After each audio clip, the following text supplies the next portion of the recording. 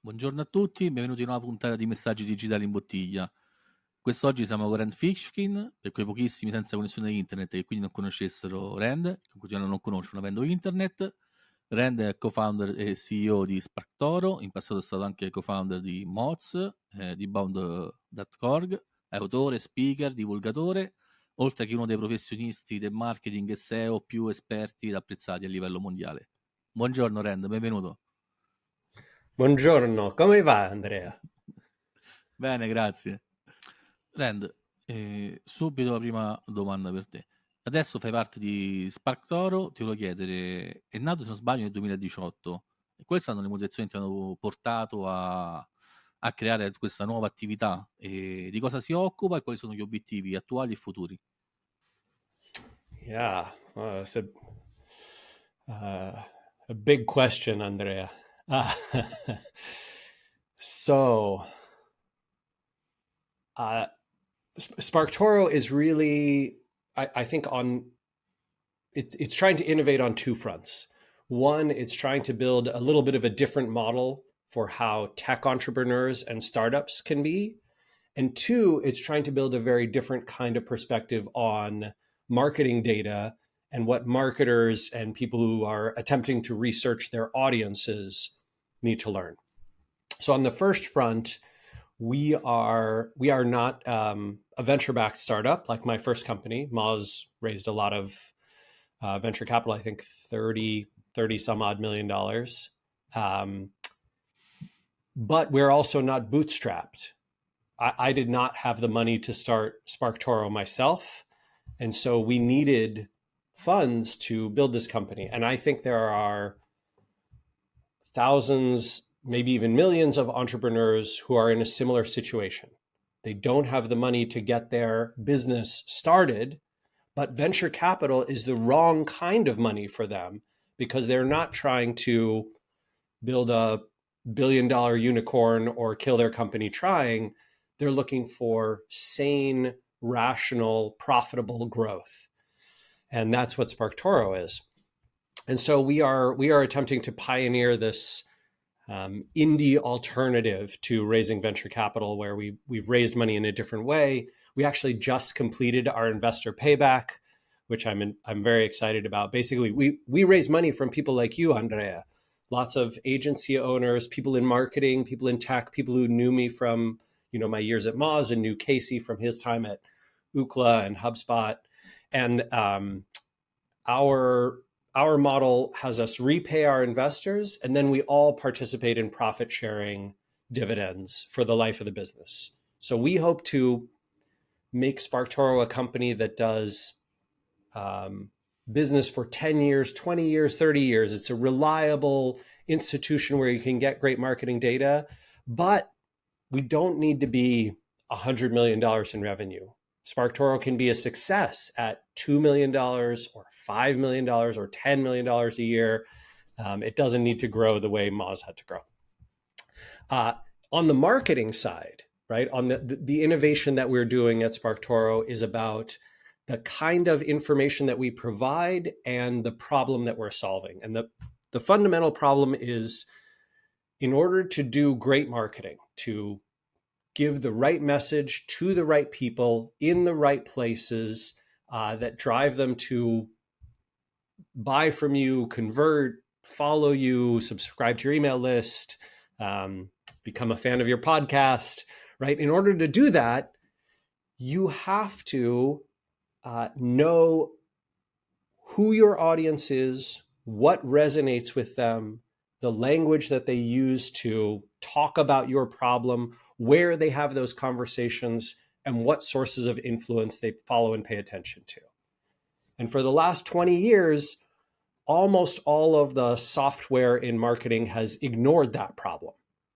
It's, either on the social media side, it's sort of social listening and social posting, which is fine. And those are important tasks as well, but they don't solve this problem.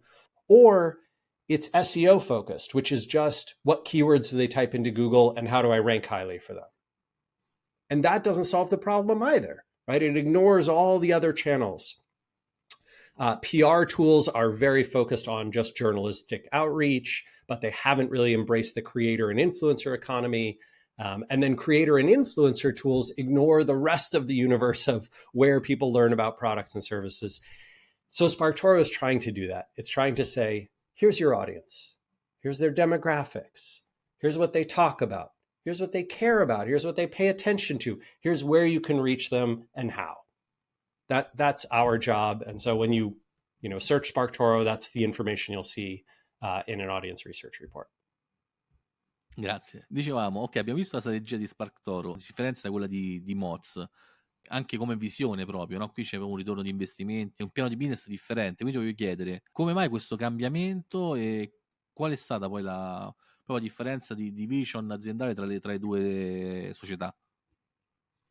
Yeah, no problem. So Moz raised from classic venture capital. The model in venture capital is that, a fund raises money from what are called LPs, limited partners. These limited partners are usually wealthy individuals or college endowment funds or public funds, and they will raise usually many tens to many hundreds of millions of dollars, sometimes even billions of dollars, like an Andreessen Horowitz or something like that.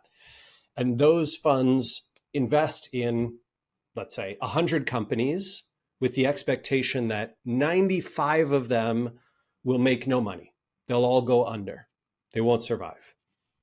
And of the remaining 5, 3, maybe 4 will be somewhat successful. They'll return 3 to 5 times the money that the investors put in. And the remaining 1 or 2 will be the one that make the whole fund. They'll make 10 times, 20 times, 50 times the money back. They're Facebook or Google or Amazon, or more recently, maybe something like OpenAI, right? And then there's obviously lots of horror stories too, like a WeWork or more challenging ones. Sparktoro did not raise money in this way. It raised money from private investors. When I say, private investors like yourself, I really mean it, right? People who maybe have, a few tens of thousands of dollars that they could invest in something, but they'd have to feel like there's a very high chance that they get that money back. And there's some chance that they make a return on it. It has to be quite good. They can't invest in 100 companies. They don't have the money to do that. And they certainly can't invest in a model where 95% of their investments will go out of business. They need high success rates, 50%, 75%, 80% chance of at least a return, getting their money back. And that is how we designed Sparktoro's funding. So one thing I would say to listeners, Google Translate is pretty good. You can take our documents, which are open sourced on the web. If you search for Sparktoro funding, you'll find our documents. They're open sourced, so you can use them for your own business. And several companies, both in the United States and outside of it, have used our structure to raise money for their own businesses. And I hope that, if Sparktoro is even more of a success in the future, right? If it gets a profile, gets some press, that other people will see that this example is possible. Not just founders, but investors too. Oh, perfetto, grazie. Parlando di questi argomenti mi vengono in mente 2 domande. La prima, vedendo anche proprio la vision di Sparktoro, ma anche quello che tu scrivi, quindi parli molto di aiutare gli altri, di collaborare, di creare rapporti veri e duraturi e di sostenibilità. Quindi ti dico, tutti questi temi che sono importanti, se uno li ha dentro, proprio nella propria indole, nella propria visione, sono un'arma più anche nel marketing, poi, questa visione etica. Yeah. Well, so, okay, Andrea, here is how I think about it, which is the venture asset class, I think, is designed for exceptional innovation, right? If I take the position of steel manning the argument for why should venture capital exist, why is it a good thing, which Obviously I don't think it's a great thing. I don't love it for me, but when it's great, when it's at its best, it is enabling innovation that could not have happened otherwise. Pharmaceuticals, right? A vaccine for COVID, right? You can't. There's no way I could raise money in the Sparktoro fashion and make a vaccine for a new disease or cure cancer. You need massive, billions of dollars of investment in a long time period and a lot of willingness to fail.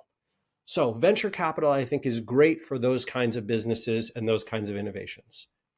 But for the rest of the economy, for the rest of people, there is a dearth, a lack of funding opportunities. And even more so in somewhere like Italy, right? I have a lot of friends in Italy. I have cousins and family through my wife, Geraldine. And we have, I know lots of founders and entrepreneurs there. And there's just not funding opportunities, either venture or of this indie kind. And what I believe is that the ethics, right? The ethics behind this style of fundraising is that many people can participate.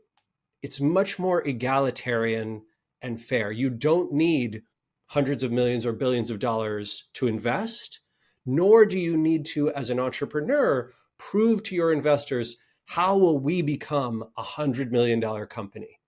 You can show your investors, hey, do we think we could get to a few $100,000 in revenue, but be profitable and remain that way for a long period of time, which is a much more achievable goal and a goal that allows those investors to profit as well as the companies. And this creates a more unified, more fair, more rich and robust group of small and medium businesses, which are the drivers of economic growth. Small and medium businesses are what keep, what make an economy great. This is a perfect example. You'll like this example. So a friend of mine who's an inventor, he's in the food world. He invents things for kitchens, for home kitchens and restaurant kitchens. And he was traveling to Italy for the first time. He'd never been. And he said, how is it possible that in Italy, not only is the food so good, right, in terms of quality and flavor, but also so inexpensive and universally available? You don't have to be rich to get good food in Italy. And you don't have to only go to certain towns or certain regions to get good food either. It's universal. And one of the reasons that economists have pointed out that Italy's food culture is so rich is because there are tens of thousands, hundreds of thousands of small producers of ingredients across Italy's economy. Whereas in the United States, 5 or 6 big companies, big monopolies own the entire space of food, right? They own all the grocery stores. They own all the ranches and cattle. They own all of the farms. They own the distribution, the logistics, the transportation. That philosophy and that enablement of big monopolies to own an economic sector creates brittleness, weakness, and low quality. And it means that they can engage in price fixing, which drives up the cost as well. So if you want to create an environment like Italy's food scene instead of the United States's, you need to invest in small and medium businesses. And that's what I think the Sparktoro model of funding can do. That's why I believe in it, not just from a personal perspective, but from a global ethical one. Bel esempio, grazie. Concludendo il discorso su Moz, so che tu hai parlato apertamente di un periodo un po' buio, insomma hai avuto anche problemi, insomma, di depressione. E ne parliamo anche tanto tra di noi, tra i colleghi, perché chi lavora tanto, chi fino a notte fonda, chi a un certo punto non riesce più a stare a passo con le situazioni. Quindi ti chiedo, quanto è importante conoscere i propri limiti e anche riconoscere, poi di farsi aiutare e come raggiungere soprattutto un giusto equilibrio tra lavoro e vita privata? Yeah, I'll I'll say a few things. I talk to a lot of founders and entrepreneurs and people who work inside early stage and small businesses about anxiety and depression and their mental health and the struggles that they have. And I think number one, it's universal, right? I think that when you have a business that you care about very much, that's an extension of yourself. It's something that you made, that you're proud of, that you want to succeed, and the world around you seems to judge you for it, right? So, I think that for better or worse, mostly for worse, my personal degree of influence, right? The ability that I have to share my story and have people believe it and like it and appreciate it and enjoy it, find value in it, is dependent on how well Sparktoro does from a financial and growth and impact perspective. And in a lot of ways, that creates an incredible amount of pressure, right, on a person. And so it is no surprise that when you talk to founders whose businesses are struggling or going sideways, or even that are going very well, but they're worried it might not go as well next month or next year, they have panic attacks, they feel great anxiety, they feel like they might even slide into depressive behaviors too. And there is no key to solving this. There's no one thing that every founder can do. Well, if you just do this, things will get better. There are healthy habits and unhealthy habits, and healthy habits can help you avoid some of the worst parts of this. So a healthy habit, for example, getting lots of sleep, right? Sleeping 8 or 9 hours a night, that really will help you. It won't just help you, with your mental health. It will also help you to make better decisions about your business. And that's a CEO's job. The CEO's job is not to work very hard and to do lots and lots of hours. The CEO's job is make great decisions about who to hire and who to fire, about what projects to work on, how to coach people to do their best work. And sleep is a huge part of that. So is, eating well and exercising. So too is practicing kindness and empathy, both for yourself and for other people. Being in healthy romantic relationships and having good friendships, having good relationships with customers and being empathetic to their needs and listening to them, talking to them regularly so that you don't lose touch with your audience and your customers. So all of those healthy habits can assist, but there's no one way to solve it. I just had a phone call this morning with an entrepreneur whose business was very dependent on Apple's business, right? They had a partnership with Apple. A few years ago, Apple made a promise to them in writing, a promise that they would do something and that they would support them if they did this partnership together. And Apple pulled out of it. They 2 years later, they pulled out of the agreement. They did not do what they said. And this entrepreneur, couldn't control what was going on in the market. And so naturally felt, just like the rug had been pulled out from under them, and what could they do to recover? And, a lot of sleepless nights and panic attacks and stress. This is natural, right? I think this is one of the bad things that comes with the territory. Grazie per aver condiviso la tua esperienza. La prossima domanda invece riguarda la SEO, che so che è stato un tuo primo amore. So che più o meno 10 anni fa, about 10 years ago, tu parlavi delle co-occorrenze come fattori di ranking in crescita. Volevo sapere, dopo tutto questo tempo, la vedi ancora in questo modo? Cioè, cosa è cambiato adesso secondo te? Yeah. So, Andrea, are you asking specifically about SEO? Do I think that there have been changes in terms of how Google treats co-occurrences of keywords and those kinds of things?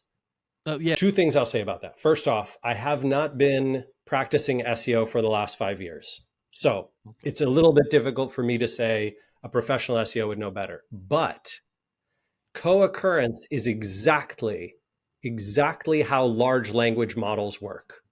A large language model, right? What's called AI today, Google Bard, ChatGPT, they are trained, right? They're token generators that are trained on large corpuses of text. So unlike Google, they don't look at the link graph, right? They don't see the links between pages and anchor text. They don't see, they don't have a concept of authoritative domains. They don't have a concept of trust. What they have is this word or phrase often correlates to this word or phrase. And so when ChatGPT gives you an answer, that answer is essentially just spitting back tokens of text that they've seen that are likely to be near other tokens of text. And so if you imagine Google or Bing using large language model AIs to answer queries, co-occurrence is going to be one of the most important, if not the most important thing you can possibly invest in, right? Because if your brand name, your website name appears next to the words and phrases, the questions, the problems that people are having that they're trying to solve in Google and in Bing, then absolutely that co-occurrence is going to mean the language model returns your brand.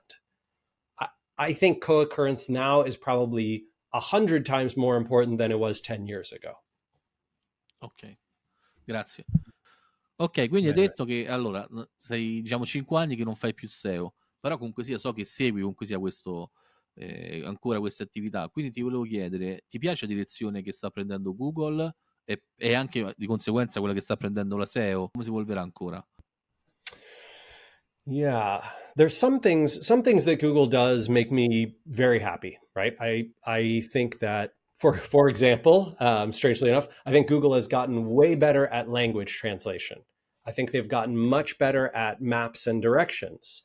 I think that they have become a much better resource for I would say not having misinformation and disinformation in their rankings. Even 5 years ago, Google had content that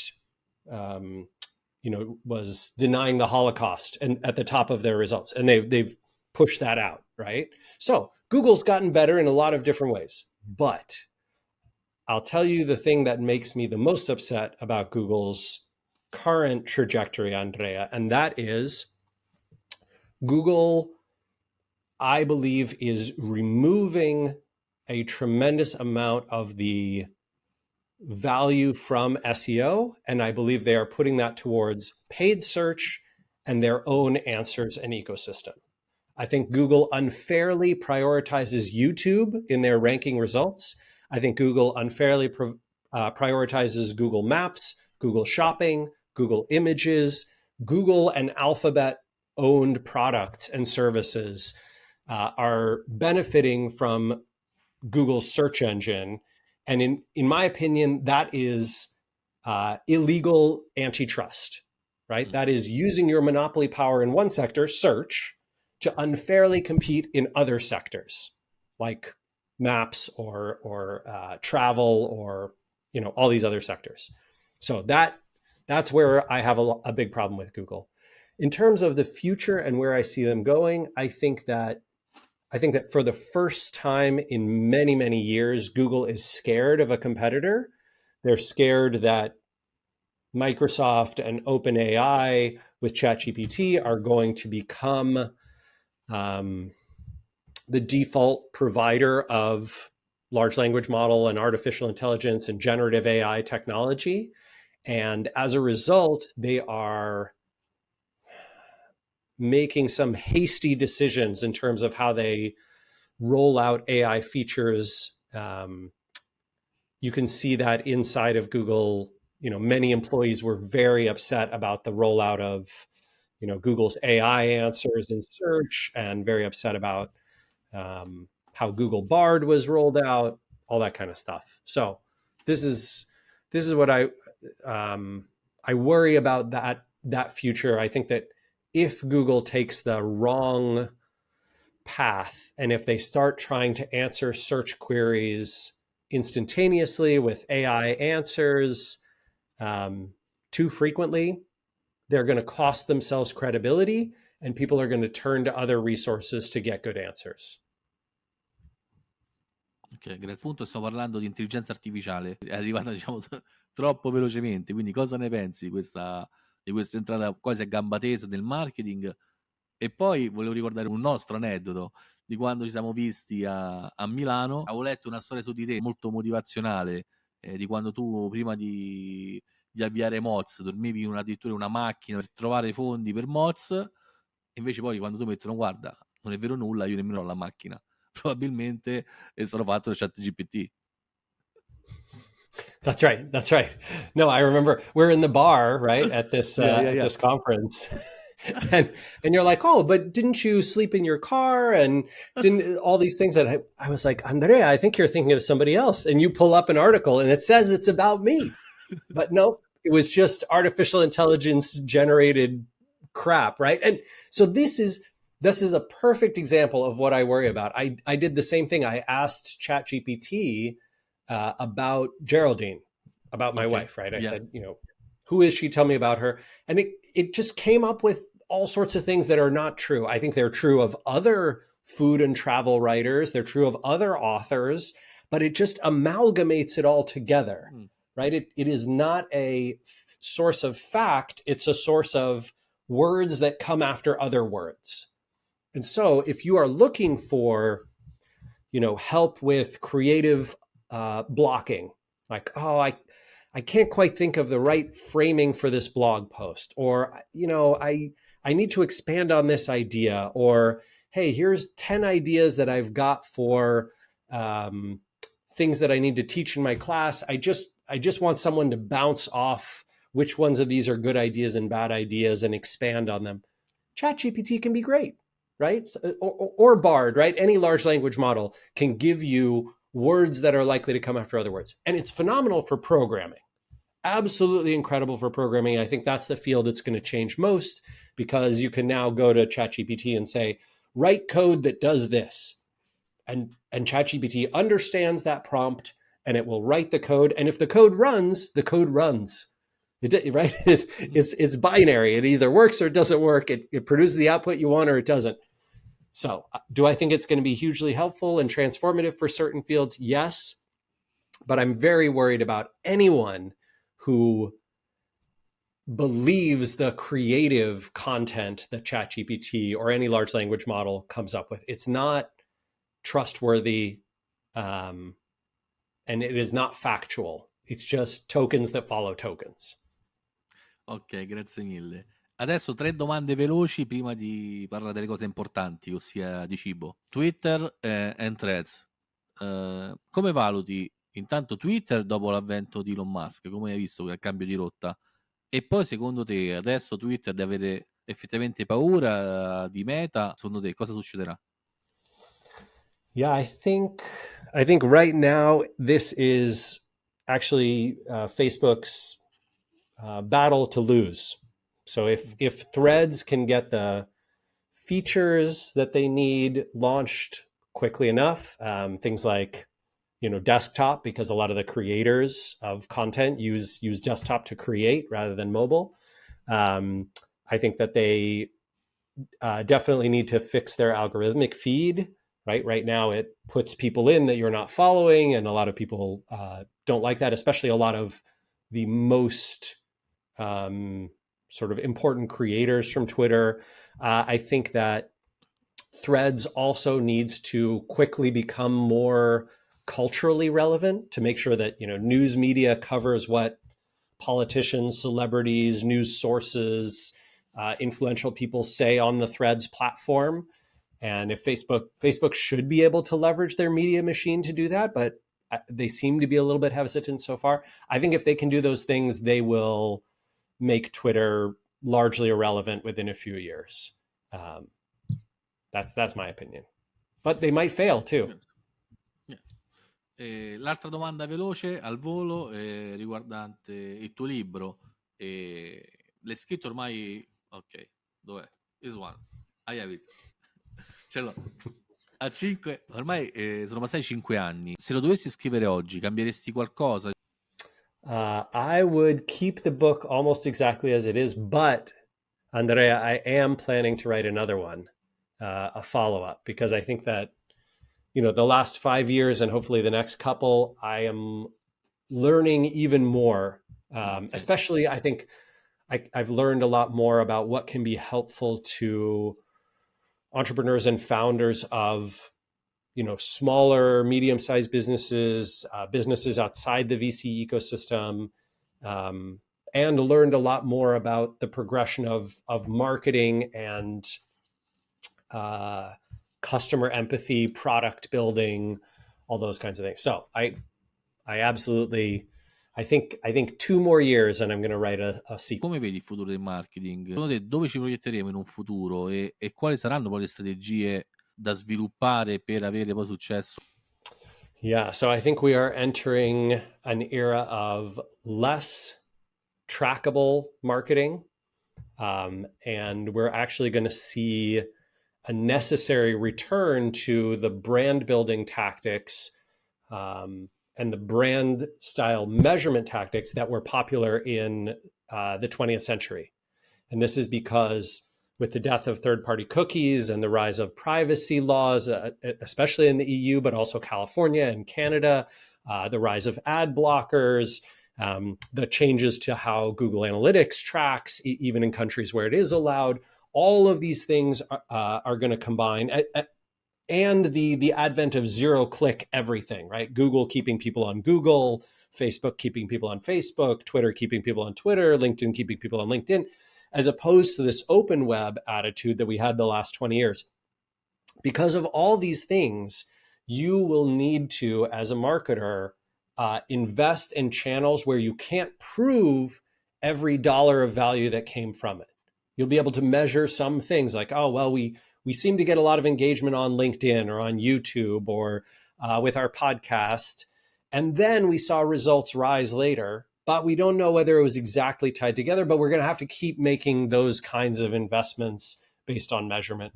That's the future that I see for a tremendous number of marketers. We won't have the perfect,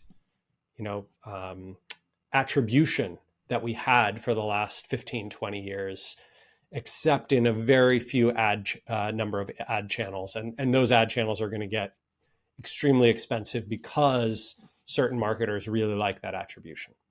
Ok, That's what I grazie. see in the future. Grazie per la tua visione. Allora, molte persone vogliono sapere come nascono le tue idee, i tuoi modelli di business vincenti. Hai qualcosa da dirci a riguardo?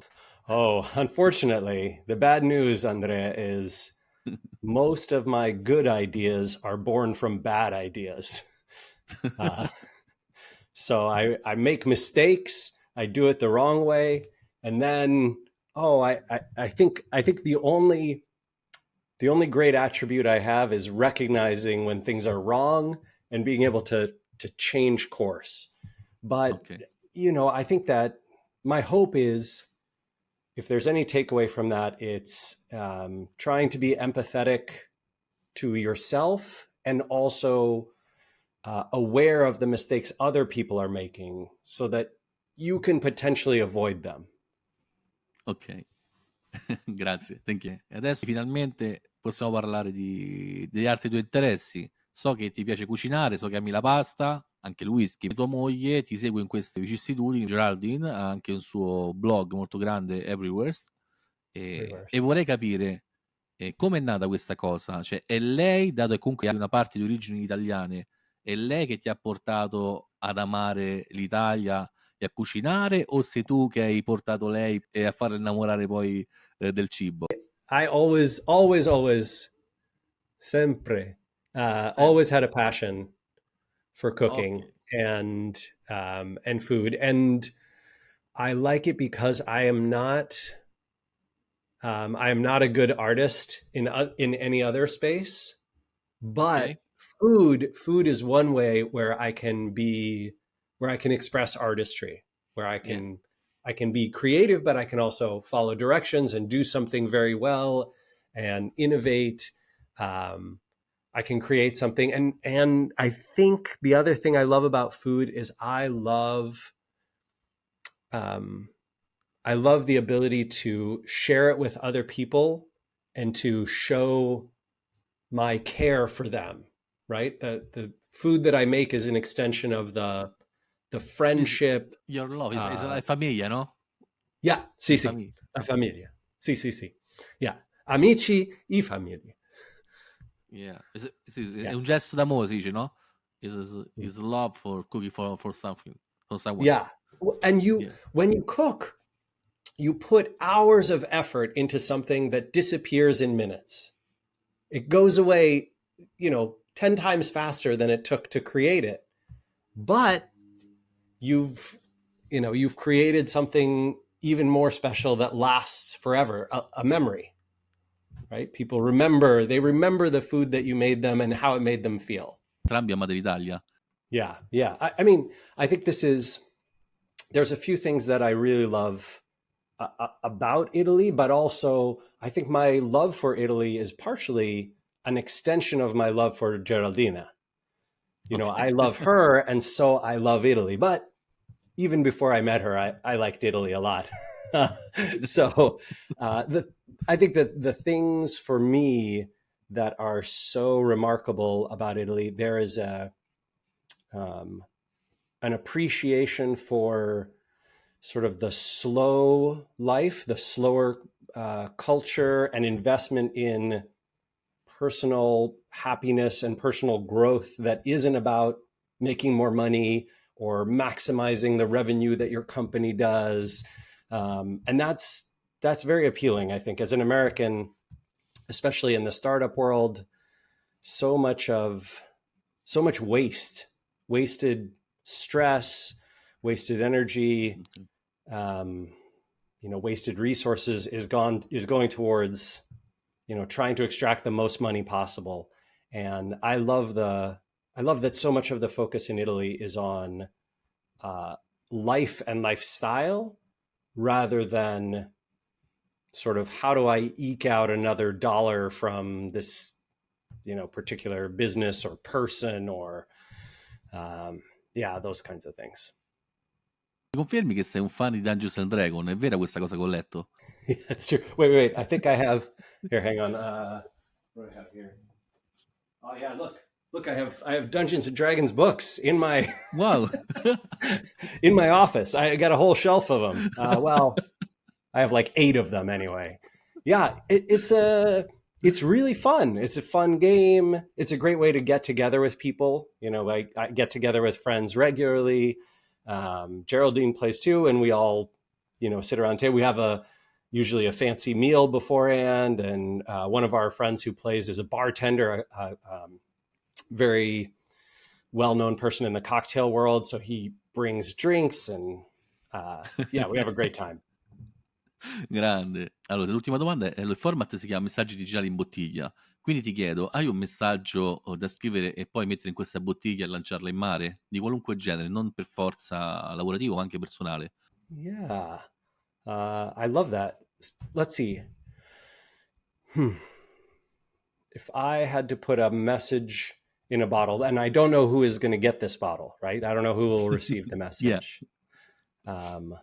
But I would say that just because something has been done one way for a long time doesn't mean that's the best way or the only way to do it. And also, sometimes if something's been done a way for a long time, it's pretty good. I think this is the fundamental challenge, right? The fundamental problem of a lot of human existence and decision-making is that the old way, the traditional way, sometimes it's wrong, sometimes it's right. Sometimes the people you don't like, who you don't agree with, they're wrong. And sometimes they're right and you're wrong. And the only way to make the best decision possible is to have humility and to interrogate your beliefs regularly. People who can change their mind about something, those are the best people, the people who will make the best decisions. Thank you for your message. Grazie per il messaggio. E con Prego. questo concludiamo la puntata e ti ringrazio e ci vediamo presto. Thanks for having me, Ciao. Andrea.